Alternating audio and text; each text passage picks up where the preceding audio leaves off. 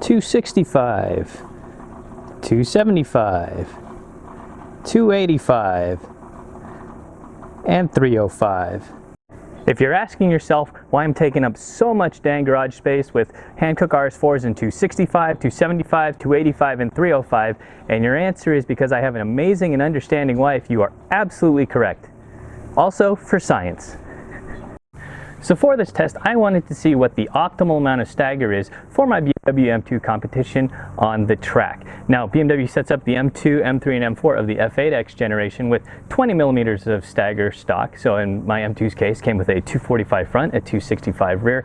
And I'm going to see whether that stock 20 millimeters is the fastest or whether going a bit bigger to 30 millimeters or 40 millimeter stagger shows me a net benefit. So for my 20 millimeters, I have a 265 front, a 285 rear. For 30 millimeters, I have a 275 front, 305 rear, and for 40 millimeters, I have the 265 front and 305 rear. Now you can see that all of these tires are Hankook RS4, so we have the same model tire across all these different permutations, and all the lap times I gathered were from my times at Sonoma Raceway. So I have faith that this data set is good and consistent, you know, as many parameters are the same as possible. Now, the M2 competition for this test was on its stock springs and dampers. So if you have a different suspension, you know, aftermarket, whatever, what's optimal may be different for you depending on how stiff or, you know, or not the front and rear are with respect to each other. So let's start with which was the slowest config. By and large, that was the 40 millimeter stagger with the 265 front and 305 rear. This configuration just had so much understeer.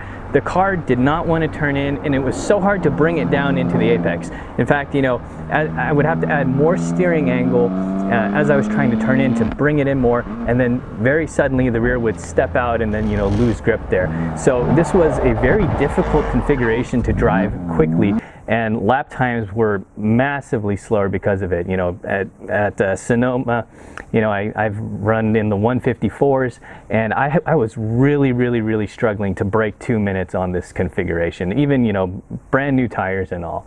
So definitely can't recommend doing that 265 305. The car doesn't like it, doesn't feel natural. And you know, even if you're trail braking, trying to shift a bunch of weight on the front to get it to turn in, it just had such a narrow margin that it was basically not even worth it, or it didn't help at all rather. So don't do 40 millimeter stagger. The next fastest configuration was, as you can probably guess, the 30 millimeter stagger. So that was with the 275 front here and the 305 over there.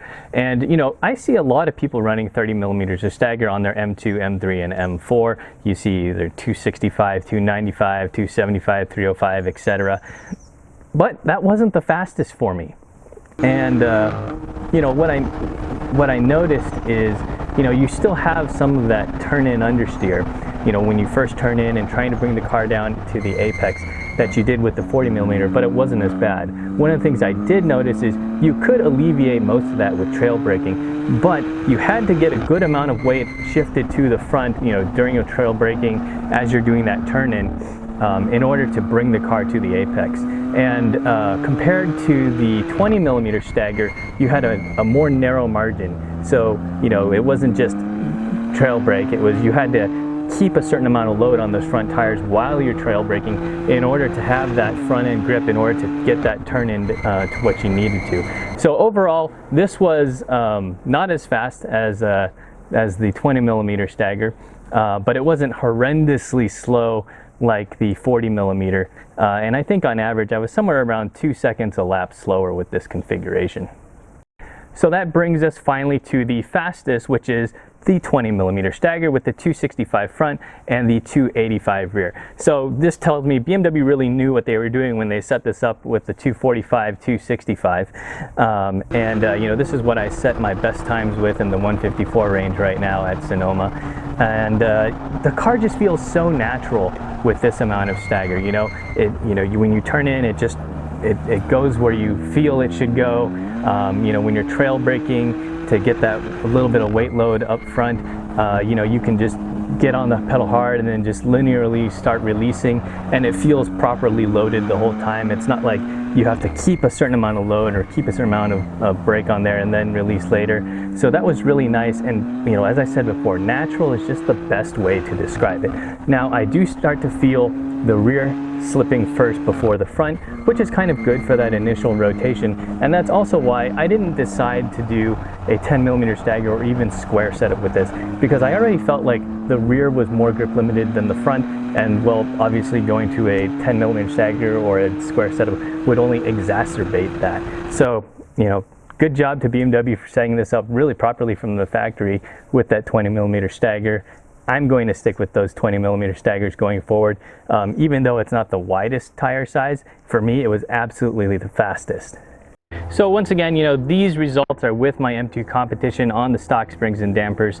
So if you have a different vehicle, this may not be optimal for you. You know, you may actually, you know, be faster with a 30mm stagger over a 20mm, maybe even on the M3 and M4 due to the different wheelbases and so forth. And also, once again, if you have a different suspension other than stock, this might not apply as well, right? You know, a lot of aftermarket suspensions boost the front spring rate a lot compared to the rear, in which case, you know, maybe a square setup is actually faster with those. But if you're, you know, just getting your vehicle, your M2, and you're taking it to the track and you've got your, you know, basic camber plate and brake upgrades, stick with 20mm. It shows you that, you know, going to a wider tire such as the 275, 305 setup isn't always faster than the slimmer 265, 285. I should go put these away before my wife yells at me.